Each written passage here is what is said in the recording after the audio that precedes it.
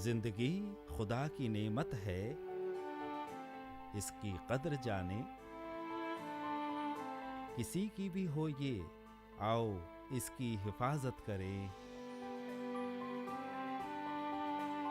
आज की तेज रफ्तार जिंदगी में मदद का हाथ बढ़ाएं। जब भी हो मुश्किल में कोई, उसको फौरन इमदाद पहुंचाएं।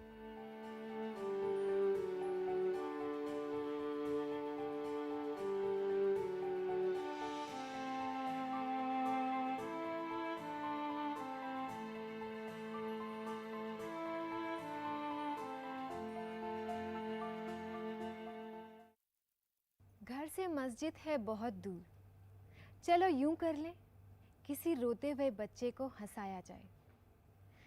नाज़रीन, ये जो शेर मैंने अभी आपके सामने पेश किया है, इसका मायने ये है कि अगर आपके घर से मस्जिद बहुत दूर है और आप इबादत के लिए नहीं जा पा रहे हैं, तो बस इतना करें कि किसी रोते हुए शख्स को हंसा दें।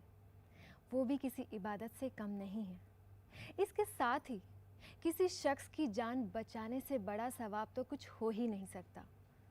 वो भी खुदा की एक इबादत के बराबर है। तो हमने सोचा कि क्यों ना हम भी थोड़ा सा सवाब कमा लें। तो बस हम ले आए आपके लिए एक बेहतरीन प्रोग्राम जिसका नाम है डॉक्टर की आमद से पहले। नाज़रीन, आज का हमारा टॉपिक है पॉइजनिंग।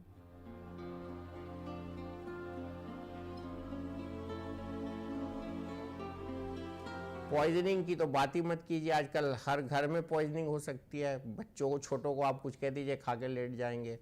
जरा सा माँ ने कुछ कह दिया तो धमकी भी दे देंगे या खा भी लेंगे। तो poisoning is become a life style. तो इसके लिए नॉलेज होना बहुत ज़रूरी है। और उसके लिए वही जो मैं तरीका बताता हूँ ना, कोई ऐसी चीज़ रीच में नहीं होनी चाहिए बच्चों के जो वो खा के या धमकी दे के हमें डरा सके। अमूमन जो पॉइजनिंग होती है वो जो गेहूँ में रखने की गोलियाँ होती हैं या कीड़े मारने की दवाई होती है, तो उनसे होती है। और नींद की गोलियों से होती है। और नींद की गोलियों में भी एक बात हमने देखी है अपने तजर्बे से कि वो जो इस मोटिव से नींद की गोलियां खाता है कि वो ज़रा डराए और थोड़ा सा माँ बाप को काबू करे, तो वो रैपर दिखाता है 20 गोली का, खाता मरीज़ 2 ही है। तो इसलिए घबराना नहीं चाहिए। लेकिन फिर भी क्यों ऐसा हो, उसके लिए बच्चों को हम काउंसलिंग करें, गाइडेंस दें, उनको टाइम दें, उनको पूरा हम देखें कि वो किससे मिल रहे हैं, उनके फ्रेंड सर्किल को वॉच करें। और कंप्यूटर पे जब बच्चे बैठें तो उनको अपने सामने रखें कि वो कंप्यूटर को किस तरह से यूज़ कर रहे हैं। तो इससे बहुत अच्छी चीज़ें निकल के आएंगी। इसके बारे में बातचीत करने के लिए हमारे साथ मौजूद हैं एम्स से आए हुए डॉक्टर संजीव वोई। डॉक्टर साहब, आपका हमारे प्रोग्राम में इस्तकबाल है। शुक्रिया। डॉक्टर साहब, आज हम पॉइजनिंग के बारे में बात करने वाले हैं। तो सबसे पहले हमारे नाजरीन को बताइए कि पॉइजनिंग होता क्या है। देखिए, जो हम कहते हैं पॉइजनिंग एक अंग्रेजी वर्ड है जी। और इसका कहानी बहुत मतलब 1000 साल पहले से ही है, जिसे हम कहते हैं विष। जी। जो विष से इंसान के बदन में सारे अंग उसके ख़राब होने लगते हैं, चाहे वो आपका दिमाग है, दिल है, पूरे बदन में असर आता है और एक इंसान को बीमार कर देता है और मौत की तरफ ढकेलता है। जी। और वो तथ्य को और वो चीज़ को जो ये करता है उसे हम कहते हैं विष। और उसके विष या जहर। विष या जी। जहर, जी। और उसके इफेक्ट से जो होता है उसको हम कहते हैं पॉइजनिंग।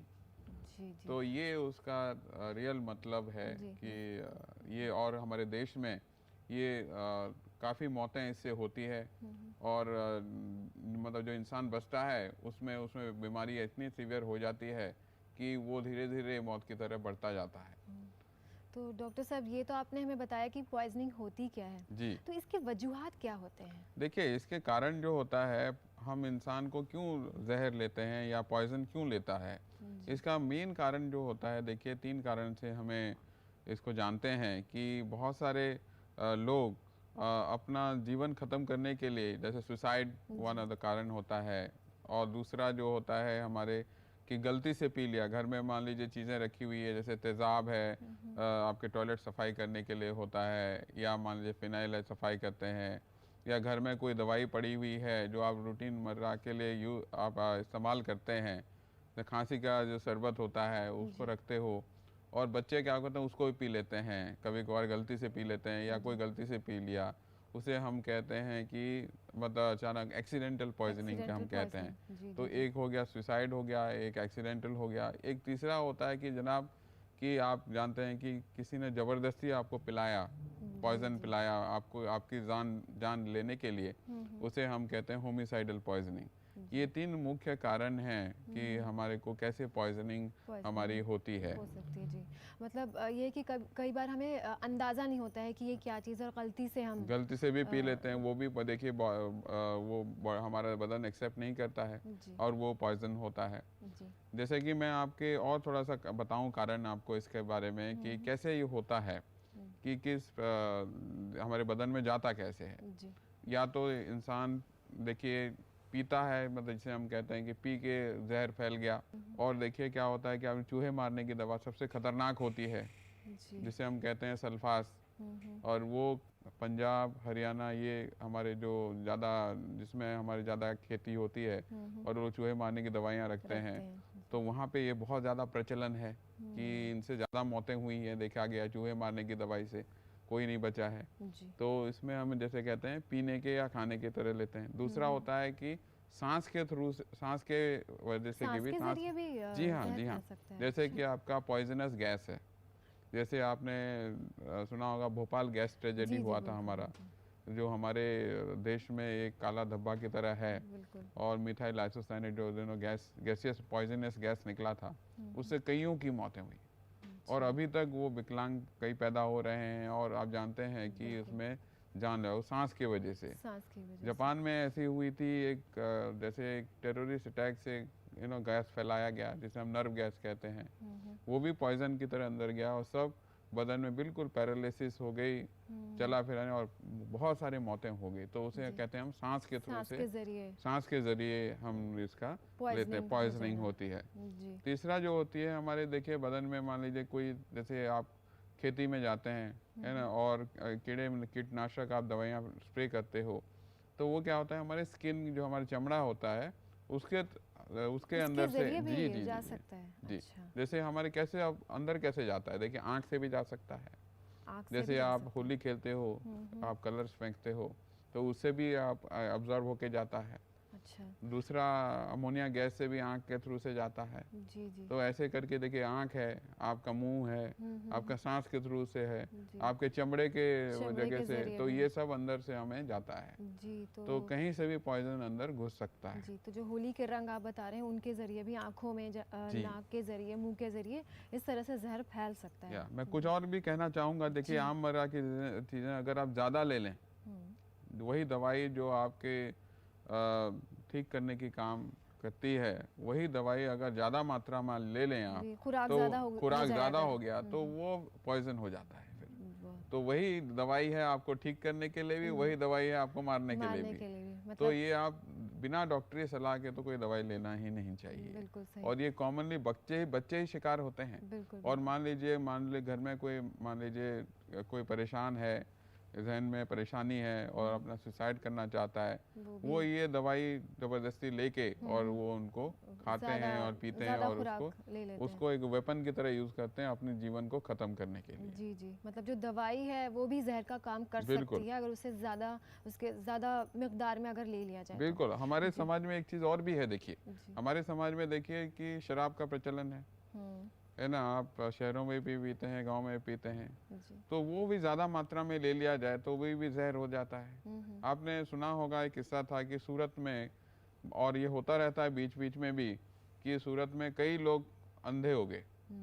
तो ये इसलिए हुआ कि देखिए जो शराब था उसमें इतनी प्योरिटी थी, ज़्यादा 100% अल्कोहल था उसमें, और उसमें हम कहते हैं कि मिथाइल अल्कोहल था, वो जाके हमारे देखिए आँखों में बस जाता है, आँखों के नसों में बस जाता है, और वो बिल्कुल उन मरीजों को ब्लाइंड कर दिया। उसमें देखिए डॉक्टर भी कुछ नहीं कर सकता है उसमें। तो ये चीज़ें देखिए कि किस स्थिति में गया है। क्या है मतलब जहर तो जहर है जहर ही, तो जहर उसके अलावा भी कई चीज़ें हैं, अगर उनको हम सही तरह से इस्तेमाल ना करें तो वो भी जहर बन हो जाता सकती है। जी, बिल्कुल जी। बिल्कुल। तो डॉक्टर साहब ये तो बात हुई कि वजूहात क्या हो सकते हैं। तो अगर हम बात करें अलामात की कि किस तरह के उसमें ऐसे अलामात दिखाई देंगे कि हमें पता लगेगा कि इसके शख्स के अंदर जो है वो जहर फैल गया है, पॉइजनिंग हो रही है, तो किस तरह की कैफियत होगी मरीज मैं की? आपको एक अच्छा सा आपको एक एग्जांपल दूंगा जिससे आपको ये उसके लक्षण दिखाई देंगे, है ना। कॉमन जैसे हम कहते हैं कि कॉमन हमारे देश में स्प्रे का जो लिक्विड पी के आते हैं हमारे देश में, कॉमन बहुत कॉमन है, हमने देखा है अपने प्रैक्टिस में भी देखा जी, है। काफी मैं सुनने में इमरजेंसी का आता है। डॉक्टर हूँ और मैं डेली ये सब चीज़ें देखता हूँ, तो मैं उसका लक्षण आपको बता देता हूँ। हालांकि देखो हज़ारों तरह के पॉइजन है तो हर एक के सिम्टम हम नहीं बता सकते, लेकिन जो कॉमन है वो मैं तो आपको बताता हूँ। जैसे किसी ने स्प्रे पिया, देखिए वो तो जल्दी से जल्दी आधे घंटे या 1 घंटे में उसके लक्षण शुरू हो जाते हैं। और कई मरीजों को 6 घंटा या 1 दिन बाद भी उनका पॉइजनिंग शुरू होती है, या 3 दिन बाद भी पॉइजनिंग का मतलब लक्षण आ सकते हैं। अगर फौरन नहीं समझ में आए तो हाँ, कुछ तो देर मैं बाद। आपको ये बता रहा हूँ कि कितना जल्दी से जल्दी इस लक्षण आ सकते हैं और कितना देर से देर भी लक्षण आ सकते हैं, जी, जी, ताकि आपको हर वक्त शक रहना चाहिए। कहने का मतलब वो है कॉमन इंसान मतलब को इस चीज़ जहन में रहनी चाहिए। बिल्कुल जहन में रहनी चाहिए। देखिए क्या होता है जब पॉइजन हम लेते हैं तो कॉमन जो में आंखों में आंसू आते हैं, ठीक है ना। आप मुंह से ज़्यादा उसका सलाइवा आता है, ज़्यादा पानी मुंह से ज़्यादा पानी आता है। और देखिए उस पेशेंट को डायरिया भी होता है, लूज मोशन है ना, पेचिस लग जाना शुरू हो जाता है। उनको देखिए सांस लेने में तकलीफ होना शुरू हो जाता है। और वॉमिटिंग मतलब जैसे उल्टी कहते हैं हम, उल्टी आना शुरू हो जाता है।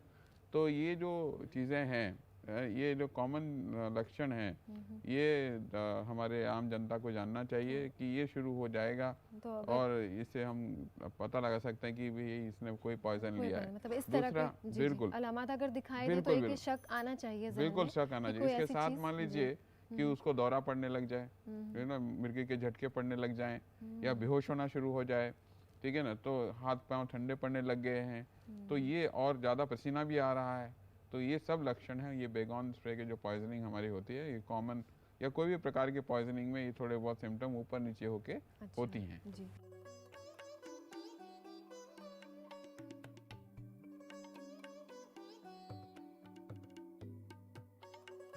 जहर के कई असबाब हो सकते हैं और ये कई तरह का हो सकता है, मसलन फूड पॉइजनिंग या केमिकल पॉइजनिंग।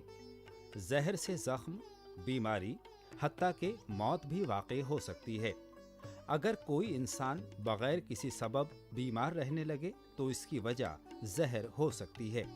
जहर से मुतासिर मरीज़ की सबसे पहले ये जानने की कोशिश करें कि वो किस तरह के जहर का शिकार है। इस तरह के मरीज़ के गालों को थपथपा कर देखा जाता है कि वो कितने होश में है। जब ये यकीन हो जाए कि वो बेहोश है तो सबसे पहले उसको काफ़ी मिक़दार में पानी पिलाना चाहिए। इसके बाद उसको आगे की तरफ झुकाकर मुंह में उंगलियां डालकर और पीठ थपथपाकर उल्टी करवाने की कोशिश करें ताकि सारा जहर बाहर निकल जाए। इसके बावजूद भी अगर मरीज़ को होश ना आए तो उसे फ़ौरन किसी डॉक्टर के पास ले जाएं। पॉइजनिंग हो रही, किसी भी तरह की पॉइजनिंग है, किसी भी तरह का जहर है, तो इसी तरह के अलामात हमें दिखाई देंगे। हर एक पॉइजन के अलग अलग थोड़े बहुत लक्षण होते हैं। जैसे मैंने कहा कि जैसे अमोनिया गैस है ना, तो उसमें ज़्यादातर आंखों में आंसू आते हैं, सांस लेने में तकलीफ होती है। जो पिया सांस पॉइजन जब हम पी लेते हैं, यूजुअली ऐसे लक्षण आते हैं कि उसमें उल्टी और दस्त इनको कॉमन सिम्टम है। और मान लीजिए सांस लिया हुआ है, सांस से पॉइजन गया है, तो ज़्यादातर इन मरीजों को क्या होता है कि आपको सांस लेने में तकलीफ होती है, जो सांस के जरिए। हाँ, सांस के जरिए। अच्छा। तो ये जो है ये कॉमन लक्षण आपके होते हैं। जैसे चमड़े के भी जरिए आप बता रहे थे कि जहर फैलता है, तो उसमें भी देखिए उसमें क्या होता है कि देखिए कि इमीडिएटली आपको मतलब जल्दी से आपको नज़र नहीं आएगा वो, लेकिन मान लीजिए कोई खेती में काम करता है और उसको कई दिनों से वो कीटनाशक छिड़कावट कर रहा है, तो उसको वो जो लक्षण है धीरे धीरे उसको समझ में आए। जैसे उसको जो होता है हमारे को हाथ पाँव में कमजोरी आना शुरू हो जाता है, कमजोरी आना शुरू हो जाता है, जिससे उसके जो नसें हैं वो कमज़ोर होनी शुरू हो जाती हैं, पाँव की नसें, हाथों के नसें, धीरे धीरे पैरालिसिस की तरफ बढ़ता है। वो लक्षण धीरे धीरे आता है, जैसे हम कहते हैं ना स्लो पॉइजन, समझ रहे हैं, क्योंकि चमड़ा है हमारा धीरे धीरे अब्जॉर्व करता है और धीरे स्लो पॉइजन की तरह वो काम करता है और इंसान को मौत की तरफ ढकेलता है। तो इसका मतलब ये इसमें धीरे धीरे जहर जी फैलता है और धीरे धीरे जो है इसके अलामात सामने आते हैं। पीने से देखिए अलामत क्या है कि जल्दी से आ जाएंगे, या सांस लेने से सांस फूलने लग जाएगा। चमड़ा क्या है ना, धीरे धीरे डेली का डोज आपको जा रहा है, डेली डोज जा रहा है, आपको समझ नहीं आएगा कि मेरे को कुछ हो रहा है, लेकिन वो हो रहा है आपको, ठीक है ना, अंदरूनी चला जा रहा है। अगर आप देखेंगे आंकड़े देखेंगे, जैसे महाराष्ट्र के हमारे फार्मर्स हैं, हमारे ये हैं, और इनमें देखेंगे उड़ीसा के, तो ये लक्षण कॉमन दिखाई देती होगी कॉमन है। तो डॉक्टर साहब ये तो बात की हमने अलामात की, इसके बाद अगर हम बात करें कि अगर किसी शख्स में ऐसे अलामात दिखाई देते हैं तो एक आम आदमी को सबसे पहले क्या करना चाहिए? देखिए ये बहुत अच्छी बात आपने मेरे से पूछा कि इसमें एक आम आदमी को क्या करना चाहिए। पहली बात तो सबसे पहला है कि आपको घबराना नहीं है, क्योंकि आप डॉक्टर नहीं, आप कहेंगे मैं क्या करूं, लेकिन वो सोच नहीं आना चाहिए। आपको कॉमन सेंस की आप यूटिलाइज करिए अपना, और पहले घबराइए नहीं।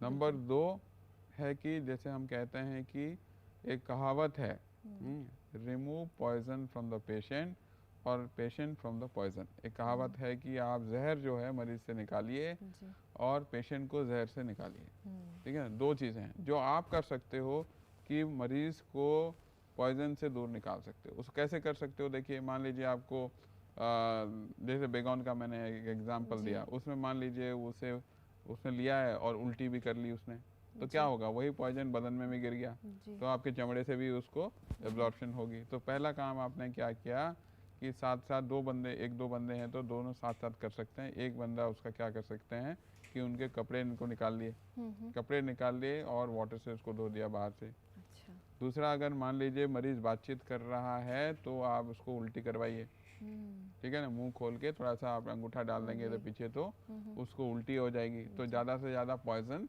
निकल सकता है, ठीक है जी। और उसके बाद मान लीजिए इंसान मान लीजिए बेहोश है, बातचीत नहीं कर रहा है, तो उनको आपको क्या करना है कि इमीडिएटली आपको बेसिक ये आप कर सकते हो कि उनके जो हवा की नली है थोड़ा सा ठुड्डी ये ऊपर करके ऐसे ऊपर करके आपने सांस की नली खोली ताकि उसको सांस जाए अंदर, अच्छा है ना। कपड़े निकाल दे तो ताकि हवा अंदर उसमें जाए, और उसके बाद इमीडिएटली उसको नियरेस्ट हॉस्पिटल तक डॉक्टर के पास पहुंचाना है। जी। तो इतना आप एक पॉइजनिंग के हिसाब से आप उसको कर सकते हो।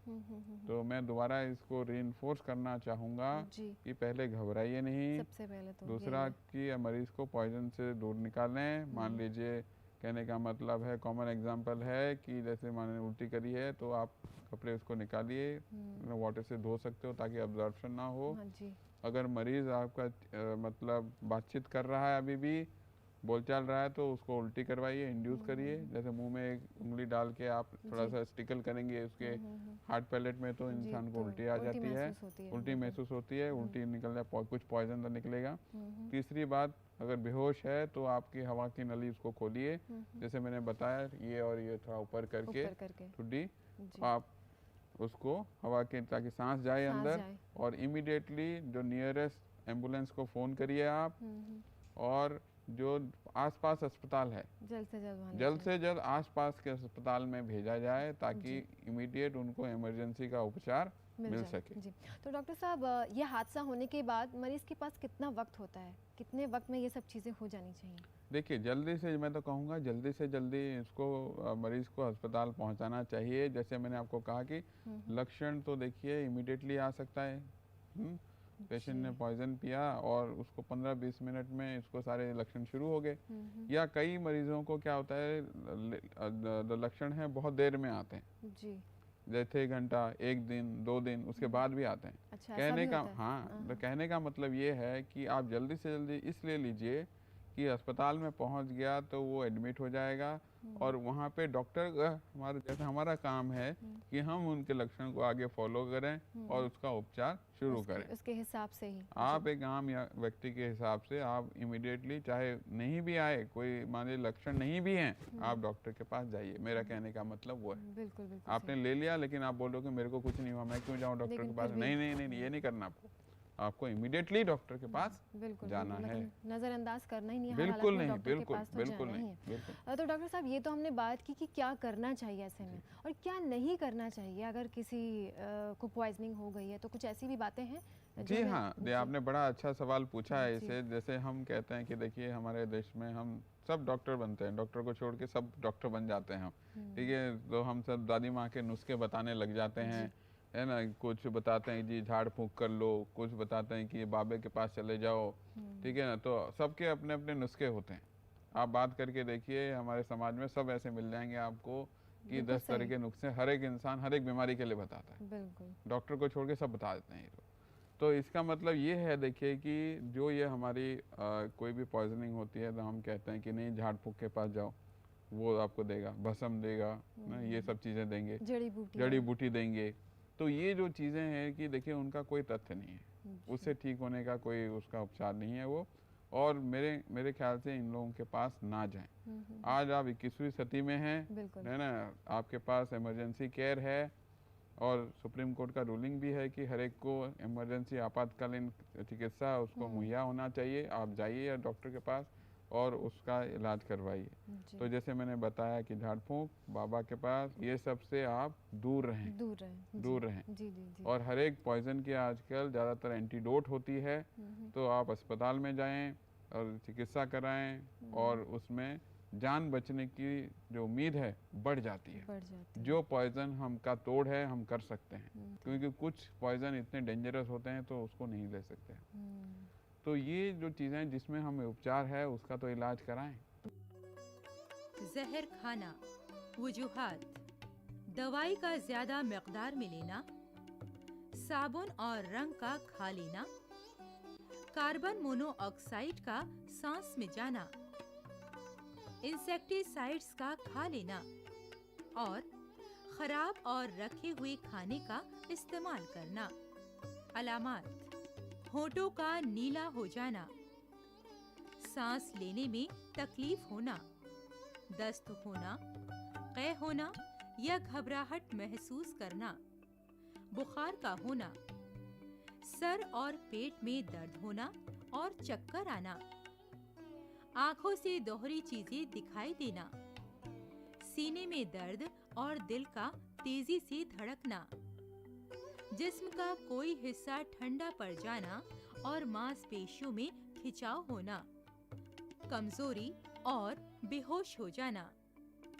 इब्तिदाई तिब्बी इमदाद: ये मालूम करने की कोशिश करें कि कौन सा जहर मरीज ने खाया है। ये देखें कि मुंह में चारों तरफ जलन तो नहीं है या सांस लेने में तकलीफ तो नहीं हो रही है। कोशिश करें कि मरीज किसी तरह से उल्टी कर दे ताकि पेट से जहरीला मादा बाहर आ सके। अगर जिस्म पर कै गिर गई है तो फौरन उसे पानी से धो डालें ताकि जहर जिल्द के अंदर ना जा सके और मरीज को बाएं जानिब लिटा दीजिए। एहतियात: घर में दवाइयाँ, कपड़े धोने के पाउडर, रंग, मच्छरों की दवाई और खेती में इस्तेमाल होने वाली दवाई वगैरह महफूज जगह पर रखें। वो चीजें जिनमें बेहोशी या जहर की थोड़ी सी भी मकदार है वो बच्चों की पहुंच से दूर रखें। जहर वाले अशिया पर जहर का लफ्ज लिखकर जरूर लगा दीजिए। जहर वाले पेड़ों को भी घर से दूर रखें। बच्चों को एहतियात से रहने का तरीका सिखाएं। तो डॉक्टर साहब, हमने बात की कि फर्स्ट एड देने के बाद इलाज कराना बहुत ज़रूरी है।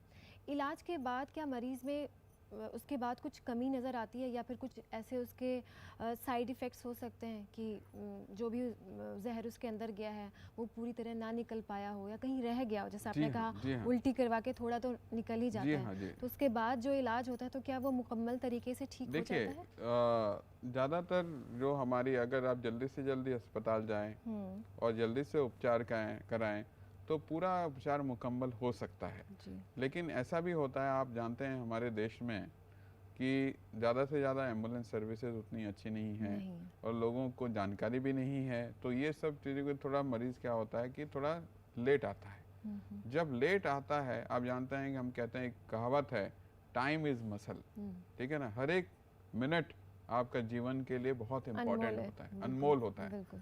तो वो अनमोल पलों को अगर आप देरी में बदलेंगे तो उतना आपका जो डैमेज है वो होता रहेगा और उसमें पूरी तरह मरीज को निकलना मुश्किल होता है। जी जी। जैसे कि मैं आपको एग्जांपल देता हूँ कि किसी, जैसे सुसाइड के हमने बहुत देखा, यंग लड़कियों ने जी बिल्कुल। तेज़ाब पी के आते हैं। तेज़ाब जो होता है हमारे रखा रहता है, उसे तेज़ाब पी के आता है तो गले की पूरी नली, हमारी खाने की नली जल जाती है। बिल्कुल।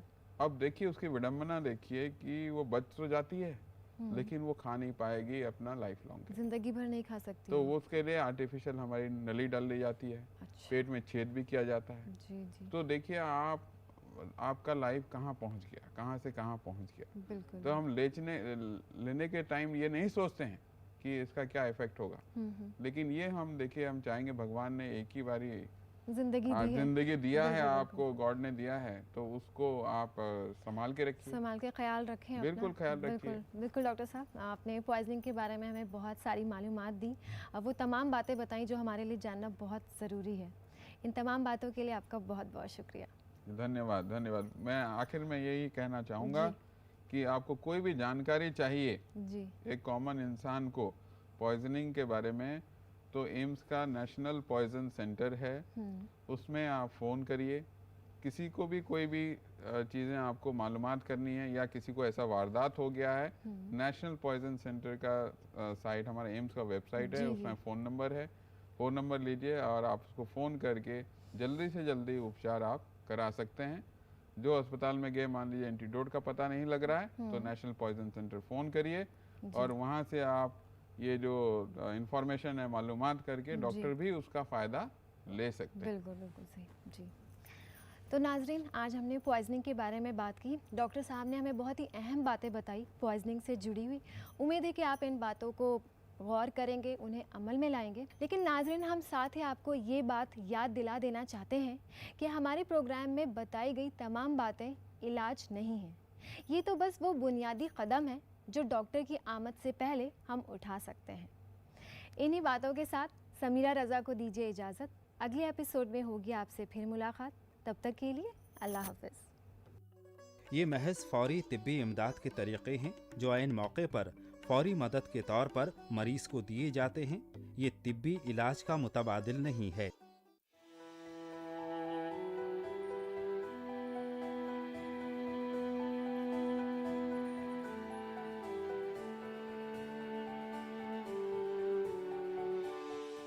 लम्हा लम्हा जिंदगी है एक नियमत, संजोए रखिए ये बेशकीमत दौलत।